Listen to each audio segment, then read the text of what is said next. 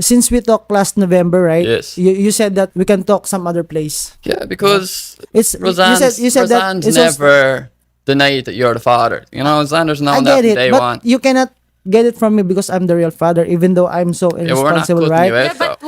why do you wag want ka to muna go kasing out na sumagot. wala?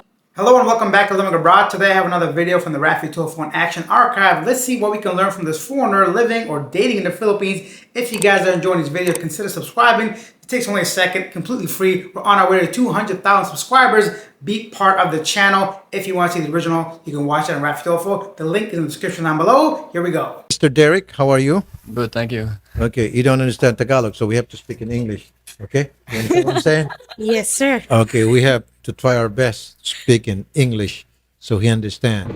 How are you, Ma'am Roseanne? Yes, I'm feeling great and nervous po at the same time. You're nervous. Why are you nervous? Kasi We're it's about to been- solve your problem. It's been 5 years po and I'm keeping it to myself. Oh, is na that right? I've been a single mom tapos ngayon lang talaga ako lalaban. Say it in English so he understands. He can understand I can Tagalog understand po a a A little bit, okay. And how are you, Mr. Foley? Good, yeah. It's good to be here. You know, Okay. get it sorted. We did try and sort it out ourselves. How'd you like our country so far? Yeah, I'm really enjoying it. I've been here for 7 months now. 7 months. I was here for 6 months last year. Okay. So, yeah, I enjoy it a lot. All right. Tawagan na natin si Mr. Jeffrey Plaira. He's the ex of Roseanne. Sir, how are you? Okay lang po. Go ahead. Tell her what you want. We already spoke to you last November na give us your consent Alright. na i-adapt na niya yung anak ko, Oh, yung tama. panganay ko. Kasi kung hindi kita nire-respeto, Jeff, hindi na kita kinausap nun ng maayos. Alam mo yan. Alam ko. Pinapunta pa kita sa bahay ko. Tama. 5 taon wala ka ni 5 duling binigay. Tama, mali. Mali. Ano? Isang diaper tsaka Jollibee. Sige, isabihin mo muna lahat para Oh, ano? palitan tayo. Oh, sige. Sabihin mo muna lahat. February 2015, nag-online selling ako, ayaw mo akong payagan nun. Bakit? Sabi mo sa akin, bobo ako sa mat. O ngayon, nagdi-business kami. Yun ang panganap buhay namin ngayon. O di mali ka doon. Lahat ng gusto kong mangyari sa buhay ko, never mo kong sinuportahan. Inantay ko na lang talaga naman babae ka, 7 months yun. Nananakit ka, di ba? Tinapunan mo ako ng gasol, di ba? Tangke ng gasol. Sige pa, Nagtatrabaho sabihin mo na ka. lahat. Ikaw yung nagtatrabaho sa pamilya natin. Magkano inaabot mo kada kinsenas, katapusan? 1,000, 1 plus? Napakaluho mong tao. Mahilig ka kumuha ng gadget. Sino nagbabayad? Ako, di ba? Pati motor mo, kaya ako nga tinumba nung dinala mo yung babae mo sa bahay. Kasi sino nagbabayad? Ako, di ba? You want to say something, Mr. Plaira? Okay. Uunahin ko yung sinabi mo na from the start hindi kita sinuportahan. Unang-una mali ka doon. Yung sinasabi mo na pumunta ako sa bahay nyo to inform me, mali ka din doon. Kasi sinabihan mo ko na pumunta ka sa bahay na wala akong alam na yun pala yung agenda nyo. Kasi bakit? Nananakit ka. At kung O, yun. kilala Teka lang. kita, hindi ka pupunta kung sasabihin ko yung dahilan na mag-aasawa na ako na meron na akong ganito. Hindi, alam ka ko na. pupunta. Alam I might even have to skip a bunch of that, or at least fast forward, because they just go back and forth. She's accusing him of not supporting them. This is the ex, the Filipino guy, and hopefully we get a bit more English. It went very quickly, of course, very naturally. I don't blame them for going to their mother tongue to, especially during an argument. But for us English speakers, I was hoping a little bit more English. But let's see if Rafi Tofo can get to the actual roots of the breakup first. What was the reason of the breakup? Nananakit po siya lagi tapos pag-a-absent po siya sa trabaho, lagi po niya sabihin may sakit ako o yung anak niya, ginagamit niya po. Batugan po siya ng sobra. Nagtatrabaho po siya, pero 1,500 ang kinsenas katapusan niya. 3,000 a month? Yes. 3,000 a month. Nakikitira po siya sa nanay ko, sa bahay ng mama ko. Pero hindi siya nagbabayad ng bahay, kuryente, tubig. Irresponsible Magaling, guy. magaling. Tama, sir. Yun yung kwento niya. Irresponsible. Sabi mo nananakit ako, right? Yung sinasabi mong nananakit ako, tanda ko yon. Sasabihin mo na naman na nananaginip ako. Hindi. Pwede nating tawagan yung pinsan ko kasi nandun siya nung time na Yung katulong. sinaktan mo ko. Sa bagong silang yun, di ba? Oo. Ito ang kwento. Sasabihin ko na mali ka. Oo, sige. Ha? Galing akong work. Dumating ako ng bahay. Alam mo na mayroong okasyon sa katabing bahay natin. Tama, mali. Hindi ka nagpaalam noon, basta umuwi ka na lang. First time mo umuwi yun. Roseanne. Teka, bakit ba tayo bumabalik pa doon? Ikaw nagbabalik. Ma'am, Di ba? patapusin natin siya tungkol sa pananakit. Di ba? So sir, paki-continue yung sa pananakit. Yun nga Sabi po mo dumating ka sa bahay. Dumating po ako sa bahay noon from work. Sabi niya nananakit ako. Sir. Nagpaalam po ako sa kanya na may okasyon sa tabing bahay namin Okay. na magiinom. Right. Tapos, Dimple, mamatay man sa ating dalawa, pumayag ka. Sabi mo 1 hour. Si Balong yun, di ba? Kilala mo si Balong, di ba? Hindi. Kilala ko, Oh, pero kilala mo. hindi yun totoo. Yung time na yun, galing ka sa trabaho nun, Jeff. At hindi ka nagparamdam nun. Sa bagong silang yung sinabi mong nananakit? Oh, Oh. nanakit ka Ba't nun. iba-iba yung ano mo? Teka, nanakit ka nun, hindi. Hindi. Tawagan Sabi natin mo si bakit? Dayang. Sabi mo kung bakit. Bakit? Sige, sabi mo tanong kung bakit. Sige, bakit, kasi, sir? Nung pag-uwi ko, nalita ko kasi ang usapan namin 1 Sige hour. po, na-late. Alright. Nalita ko. Alright. Nakahigayan sa kwarto namin. Okay. Siya, yung anak ko, si Sander, tas yung Skip the pinsan niya. small talk. Oh, Sige yun. po, sir. Doon na tayo sa Oh. pananakit. Niyakap ko siya eh. And then tinabig niya yung kamay ko. Alright. Nung tinabig niya yung kamay ko, niyakap ko ulit siya. Okay. Pagyakap ko ng second time, di ba hinampas mo ako? Hindi mo ko hinampas. O sige, sabi natin sa hinampas ka niya. And then? Nung nagkaano sir, bumangon siya eh. And then sinundan ko siya. So yung sinasabi mo na, na binugbog, sinaktan, ikaw, Bakit hindi? nakita mo yung kalmot ko? Lahat? Kasi Inaawat ayaw mo kita tumigil. din. Kasi, Binalibag mo ako sa pader. Sinasampal-sampal mo Binalibag ako. Pwede kita sa- nating tawagan. Sinabi mo, nananaginip lang ako noong mga panahon na yon. Tinanong ko yung pinsan ko. Kasi all this Roseanne. time, I know. Roseanne. Pinapaniwala mo akong panaginip lang. yung kwento mo pa lang, Roseanne, putol-putol, ha? Di ba sinabi ko sa'yo na iinom, di ba? Yun na, nag-away na tayo. Yung sinasabi mo na sinasaktan kita, hinawakan kita rito. Yung sinabi mo, tinura kita sa pader, pinush kita sa pader. Sir, o sir ano dinigit. meron ba't ka inom noon nung gabi na yun? Ano sir, birthday po nung kapitbahay namin. Palagi ka ba umiinom? Hindi po. Yung sinasabi niyang lagi akong umuwing laseng, and then yung 1.5 na sinasabi mong... Magkano bang sweldo mo, sir, noon? Minimum po yun sir, nasa 300 to 400 yun eh. Magkano po yung buwan-buwan mong sweldo iniintay ka? Kay girlfriend noon? Alam niya po yun sir. Mga Kasi magkano? alam niya yung pasok ko, alam niya yung Hindi, mga... kaya nga, sir, magkano? Nasa ano rin yun sir, within quincenas, nasa 4 plus 475,000 din. A yun. month? A month po yun. Anong trabaho noon, ma'am? Sa bahay lang po no, yung mga panahon na yun. Ba't di Pero ka nag-start na rin ako, kakapanganak ko lang po. Ah, okay. Sir, 4,000 a month. Hindi nga sapat yun. Hindi sa minamata ko yung sinasabi Hindi, tama minimum. naman Actually, po. hindi minimum 300 plus a day. Ang minimum is 537. I don't know when was this. Kailan ba yun? Hindi, ano po yun sir, late 2013 to 14 pa kasi. 400, nasa 400 pa yung minimum nun eh. Oh, 400 dapat minimum. Pero 4,000 a month, I don't think that's enough. I'm going to definitely skip a whole bunch of that. So the gist of it is this woman's claiming that he's not being supportive enough of the newborn and that he's being physically abusive when he's drinking alcohol, and he's denying all that, saying he just basically held her against the wall. I'm here for the foreigner. I'm guessing right now at this point, he wasn't doing his part as a man or a husband. I assume they're married, or at least a couple, and she went ahead online, I'm assuming, or met this Irish guy with a very strong Irish accent and who can't support her. So that's just my guess right now, because once again, there's a lot of back and forth. And if you guys want to watch all of that discussion, you can go ahead and check it out on the Rafi Tolfo in action. I'll leave the link to the original video in the comment section if you're interested. Kasi you have a baby, and then libre na nga ako kayo sa bahay, bills na babayaran. Dapat siya sinipagsipagan mo pa. Kung yung iba nagdo-double job pa para ma-meet yung requirements ng Tama naman, pamilya. Sir, hindi ko minamatay minimum ha. Ganun. Sir, ma'am, sorry tapos ng relasyon ninyo. Bakit pa natin ibabalik yung nakaraan? Yun So nga po pag-usapan yung na problema natin yung tungkol sa Yun nga po yun sir. yung sa request nyo na para ma-adapt yung bata. Okay? So papayag ka ba, sir? Actually sir, yun na nga, syempre, andun na yung future ng bata eh. Thank Although you. sabihin na natin na irresponsible akong tatay na gaya niya, pero, talo ako. Pero, hindi naman ako selfish na tatay eh. Okay. Kung ilalaban ko pa yon, tatagal lang. Correct. Yung moral ng bata, yung nakikita niya nanay niya, tatay niya, lagi nagbabangayan. Mas maganda ito, hindi na kayo magbogayan. Magkaibigan na lang kayo. Is it okay? For your son. Is that okay?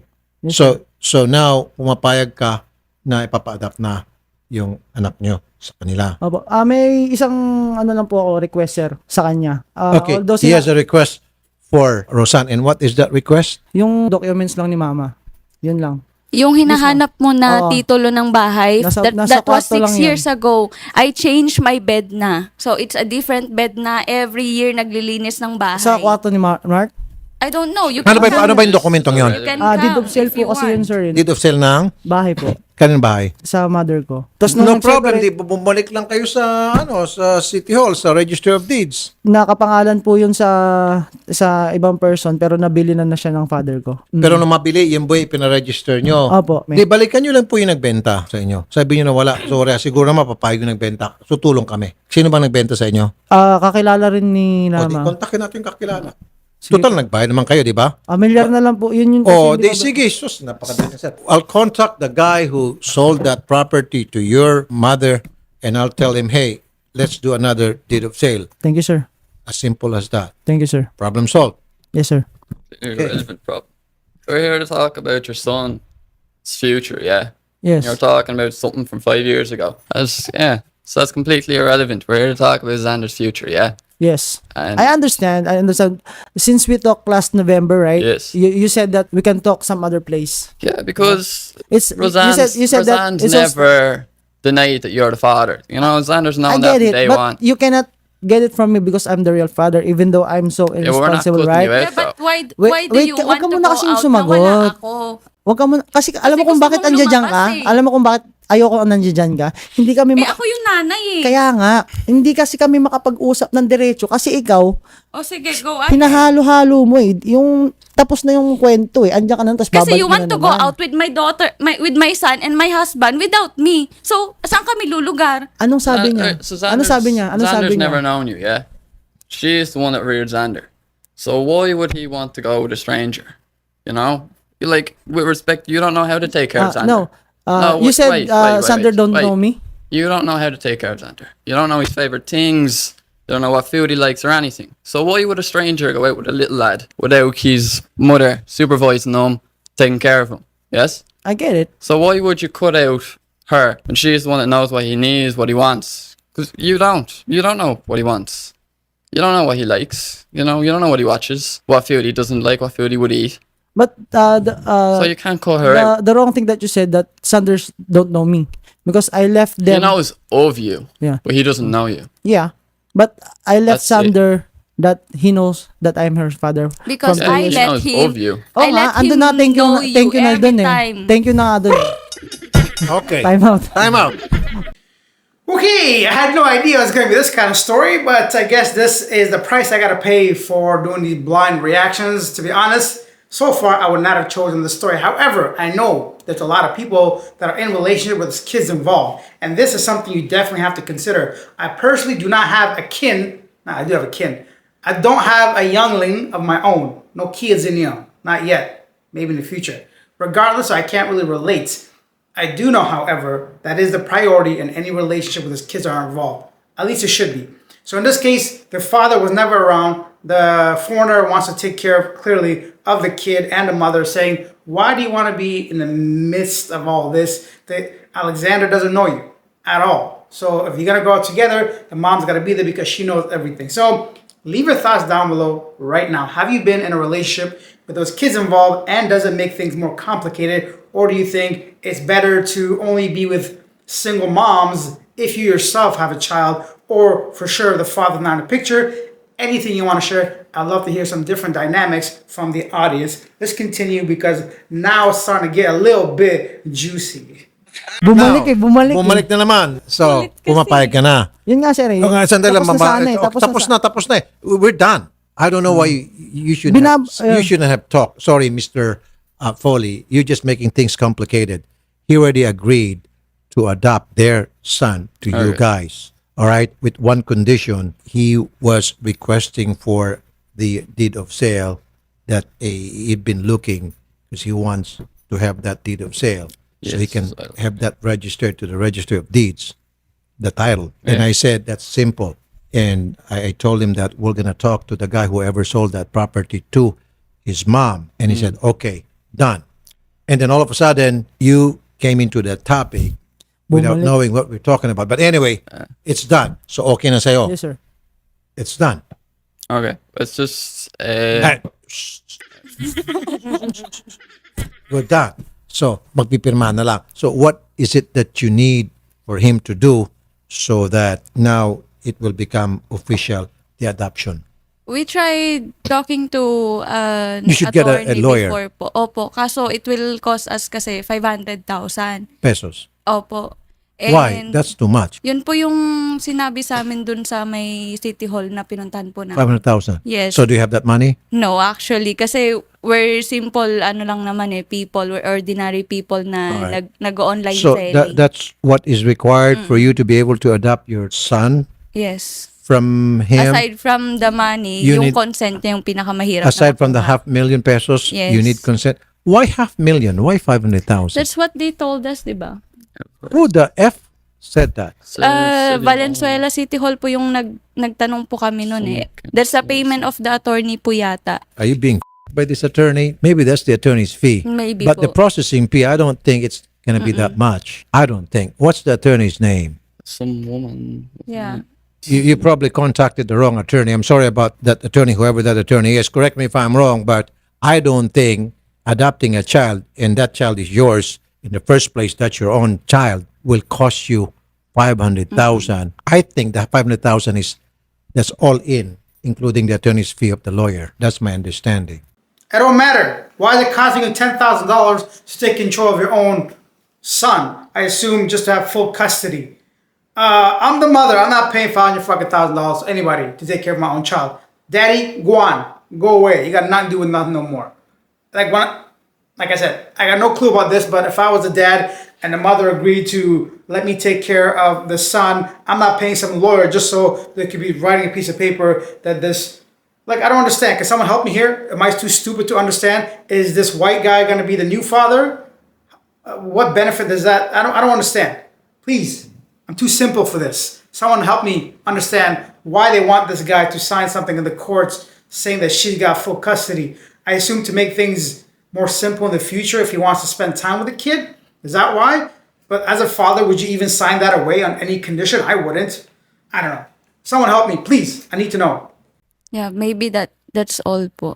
When was this? Last year po. Did your attorney explain to you? Did she give you the breakdown for the 500,000? No, not really. We just parang nag-canvas, parang ganun lang po. She gave Parang a nagtanong sheet lang. of what you. Requirements. So, it was just a list of requirements yung binigay. And then, I asked na rin po yung idea kung Do you have magkano. that list?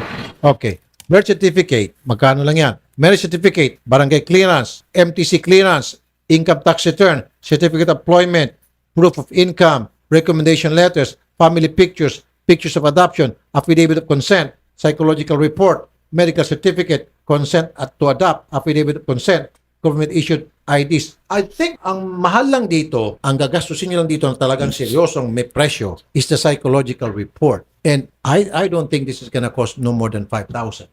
You know, the psychologist would conduct a report whether you guys are capable of adopting a child. That's it.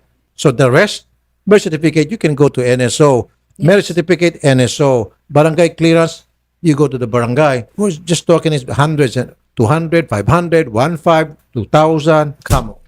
Maybe what the attorney is saying, alam mo naman dito, pag nakita ng foreigner, itong mga ibang kababayan natin, dollar sign. Totoo po. Maybe what she was referring to 500,000 is she's going to take care of all these problem to save you a lot of inconvenience, a lot of time. Give her 500,000 and you just sit there and wait and she's going to do all the works. That's probably what she meant by 500,000.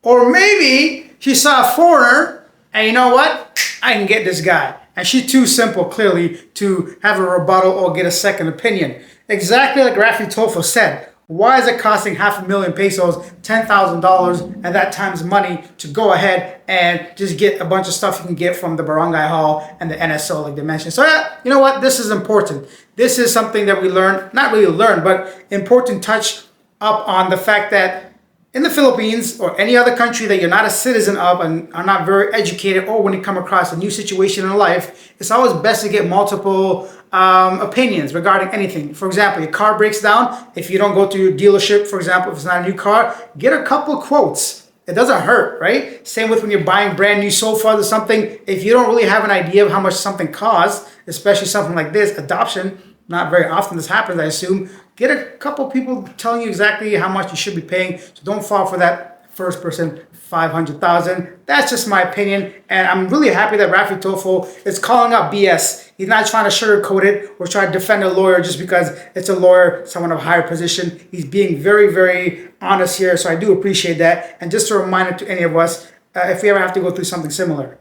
Attorney Paul, magandang hapon. Good afternoon, Nabi. Attorney Paul, 500,000 pesos ba ang halaga ng pag nag-adapt ka ng bata ngayon? Actually po, wala talagang fixed cost yan. But I can tell you that 500,000 ay sobra-sobra yan. Siyempre kasi